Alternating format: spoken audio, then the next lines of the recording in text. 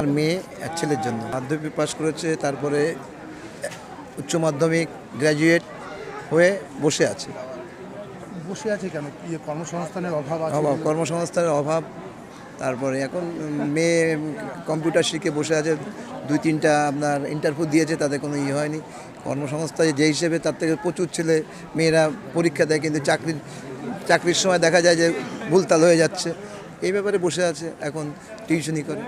কি বলবেন বলবো যে আমাদের এই যে বেকার ভাতা বা এসব দেওয়া হচ্ছে, এর থেকে আমাদের ঘরের একজন করে ছেলে মেয়ে চাকরি পেলে সেই একজন ছেলের মেয়ের সঙ্গে আরও 5জন বাঁচতে পারে এবং তাদের ভবিষ্যৎ ভালো হয়। এ তো কোনো ভবিষ্যৎ না, এই টাকা নিচ্ছে, তারা খরচা করছে, হাত খরচা বা দুটো পরীক্ষার জন্য তাদের পয়সা হচ্ছে। এই দিক দিয়ে মাননীয়কে ঠিক আছে, কিন্তু এইভাবে করলে তো উন্নয়নের দিক দিয়ে অনেক কমে যাবে। বা বলতে চাইছেন যে কর্মসংস্থানের অভাব আছে, মানুষ একটু লেখাপড়া শিখে তো সবাই চায় যে একটা চাকরি করুক বা একটা ভালো জায়গায় পৌঁছুক, তার ফ্যামিলি মা বাবার তো আশা, কিন্তু সেটা তো পশ্চিমবাংলার থেকে চলে যাচ্ছে।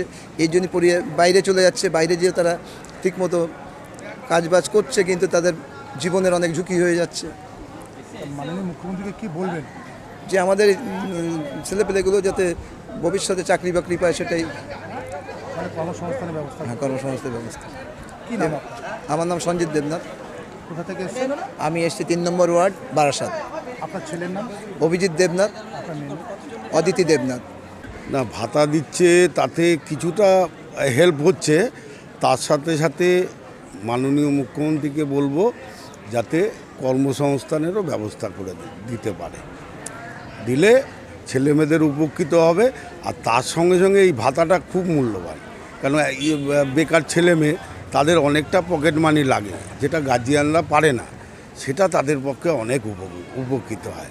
মানে বলতে চাইছেন যে আগে যে 34 বছর যে সরকার মানে এখানে রাজত্ব করেছে, এই সরকারের মতন ওই সরকারের মতন কি এই সরকার? 34 বছরে বামপন্থী সরকার কিছুই করতে পারেনি যুবক ছেলে মেয়েদের জন্য, কিন্তু এই দিদি আসার পর থেকে এই মুখ্যমন্ত্রী দি বেস্ট।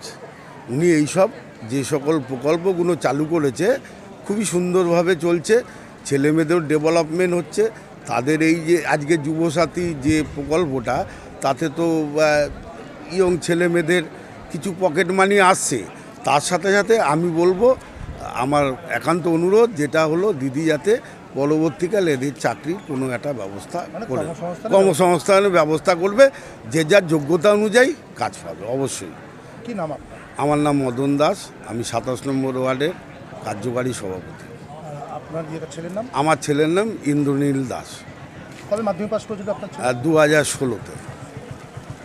না, কর্মসংস্থান নেই বলে ভাতা না, ভাতাটা হচ্ছে একটা ছেলে বা মেয়ে পড়াশোনা শিখে তারা যে চাকরির জন্য যে অ্যাপ্লাই করবে, তারা তো একটা খরচা লাগে। ইন্টারভিউ দিতে গেলে একটা খরচা আছে, ফর্ম ফিল আপ করতে গেলে খরচা আছে, সেই খরচা হিসাবে এই পয়সাটা অনুদানটা দেওয়া।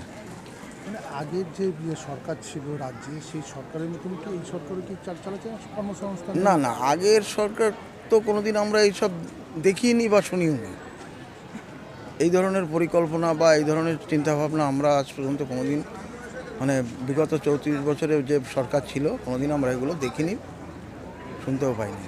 আপনি কার জন্য এসেছেন? আমার ছেলে কবে মাধ্যমিক পাস করেছিল? মাধ্যমিক পাস করেছে 2015-তে। এখন কি করেন? এখন ওটা এমনি প্রাইভেট চিমনি কাজ করে। কি বলবেন এই যে বিষয়টা নিয়ে? গোটা বিষয়টা রাজ্য সরকার যেটা করছে, আমার মনে হয় এটা খুব ভালো সিদ্ধান্ত এবং মানুষের বিরাট উপকার হবে। ছেলে মেয়েদের একটা ভবিষ্যতে, তাদের অনেক গরিব বাবা মা, তাদের পয়সা যোগান দিতে পারে না, তাদের যে ফর্ম ফিল আপ করা বা তাদের ইন্টারভিউ দিতে গাড়ি ভাড়া খরচা অনেক মা বাবাই চালাতে পারে না। কর্মসংস্থান হলে কি ভালো হতো? কর্মসংস্থান হলে তো ভালোই হতো। কি বলবেন মাননীয় মুখ্যমন্ত্রীকে? এই কর্মসংস্থান নিয়ে কি বলবেন মাননীয় মুখ্যমন্ত্রী? কর্মসংস্থান নেই বললেও ভুল হবে, মানে কর্মসংস্থান তো আছে, কিছু তো একেবারে যে নেই তা না, এর থেকে কি বেটার হলে আরও বেশি হলে কি ভালো? এর থেকে বেটার তো সবাই আশা করে। কি নাম আপনার? তরুণ রায়, আপনার বাড়ি কোথায়? অশ্বিনী পল্লী, আপনার ছেলের নাম? অজয় রায়।